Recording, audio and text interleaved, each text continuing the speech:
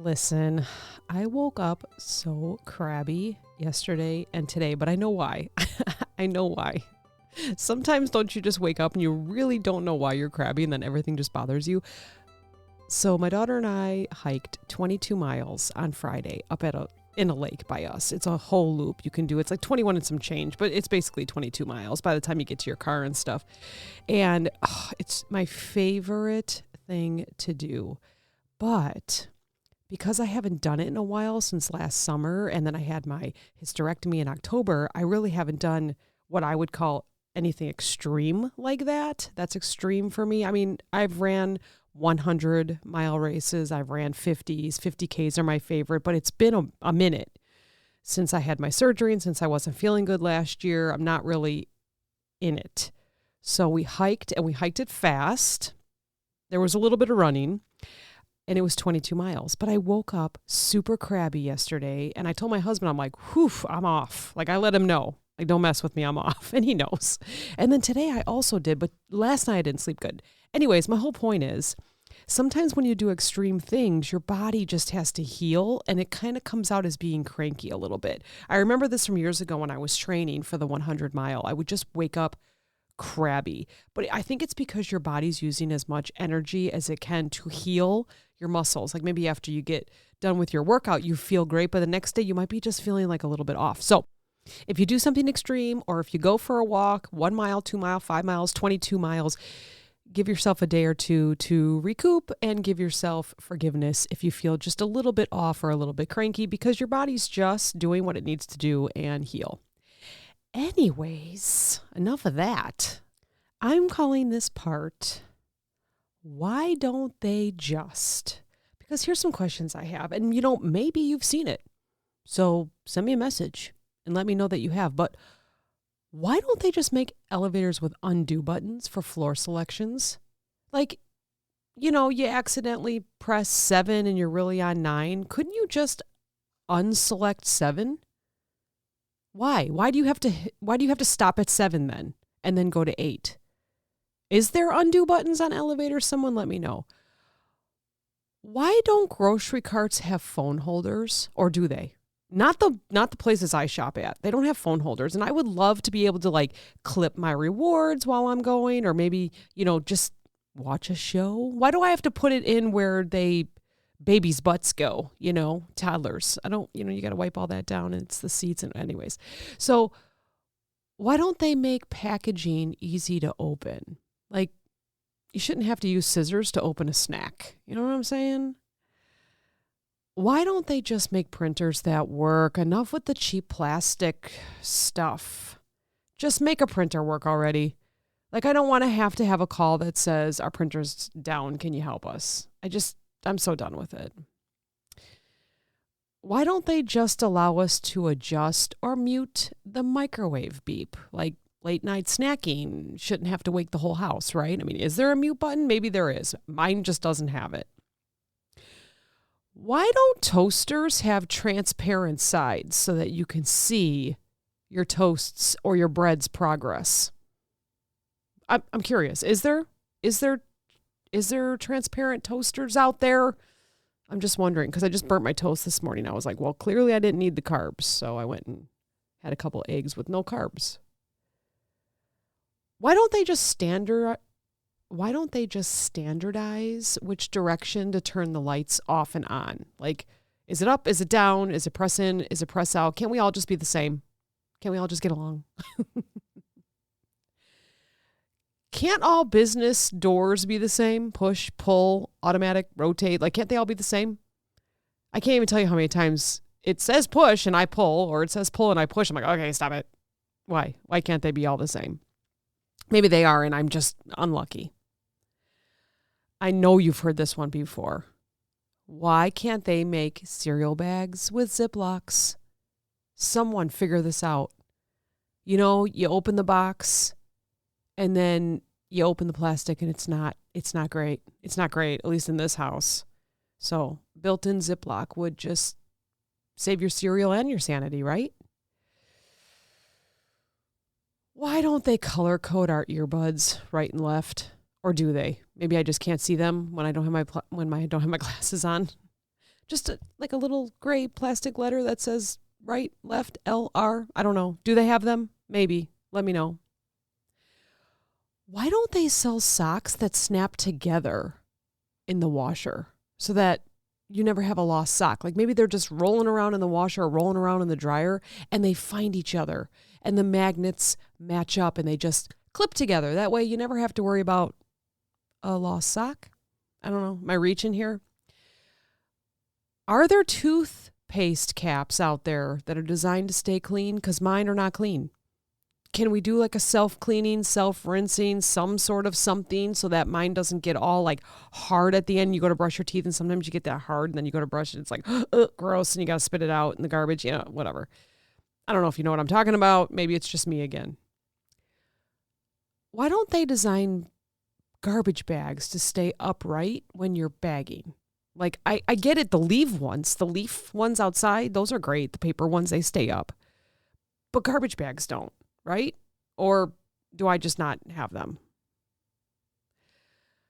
Why don't they make shelves in your showers to be self-draining so that your shelf doesn't turn into like this soupy, soapy disaster mess? Mine are gross. I have to wash them every week. Like it's like soggy soap. Make them self-draining or maybe a self-cleaning shower, self-cleaning tub. Are those a thing? I don't know. Somebody let me know. Speaking of shelves in the shower or self-cleaning showers, you know that shelf in the corner of your shower? It's not the cute one. I'm talking about that shelf, the one that holds that. It's the seven empty bottles of shampoo or melted bar of soap, or it's fused with a razor or something sticky you don't even remember buying. It's like the junk in the corner with maybe your hair stuck at the bottom and conditioner oozing like it's trying to escape the situation. Every time you shower, you see it, but you never actually clean it. You just work around it. Maybe you move things around or rinse it quickly, but that grime starts to set in. It's lived there longer than you have. Maybe it's familiar. It's gross. Is it like your self-esteem sometimes? Because here's the thing. Sometimes your self-esteem might be that shelf. It started clean, maybe even brand new. But over time, people put things on it. Labels you didn't ask for. Expectations you didn't agree to. Comments from childhood that may still sting and leave a mark. Trauma disguised as constructive criticism. Social media comparisons that ooze in like that leaky, gross old conditioner. And just like that shelf, your self-esteem gets cluttered and grimy with stuff that doesn't belong there, with stuff you just can't quite clean up. You stop really seeing it, but it still affects many of our showers, right? Many of our shelves. Every time you try to show up in the world, that junk is there, quietly grossing out your confidence. Think about that shower shelf. When was the last time you cleaned it? Maybe you're really good. Maybe you clean it all the time because you like a clean shower. Maybe that's like your self-esteem. You have to clean it out every once in a while. You go to therapy, you seek a professional, and you clear everything out, and then you start over again. We're going to relate to these two a little bit. First, there's avoidance. You don't want to deal with it. It feels overwhelming. I'll clean it later. Or you just kind of, put some water on it and, rinse away what you're seeing. Just like saying, I'll work on myself when things slow down, right? I'll clean it when I can. I'll work on myself when I can. Or how about familiarity? You've gotten used to it. It's gross, right? But it's also yours. Like, it's there. You'll rinse it. You'll clean it when you can. That self-doubt can be safe too because it's what you know. See the comparison? Resentment. Every time someone comments on your shelf, for example, your body, your choices, your dinner, your clothes, your hair, it maybe hits a nerve because deep down you already feel gross about it. You know that shelf is gross. You think your self-esteem is gross. So what do? We clean it. Not all at once, not perfectly, but let's be aware of it. Let's have compassion for it. We choose what stays. We toss what never belonged. And we remind ourselves that just because the shelf got dirty doesn't mean it's broken. Just because it's gross doesn't mean we can't clean it. It needs care. It needs cleaning. It needs effort. And just like your self-esteem, you deserve effort. You deserve to be taken care of. You deserve to be cleansed and clean and shiny. Clean it a little bit at a time. Toss the crap that's not yours. Keep what serves you. You don't need to be spotless. Just like that corner doesn't have to be spotless. You just have to be cared for. You're worth the rinse every damn day. Take care of yourself. Take care of each other. Talk to you next time.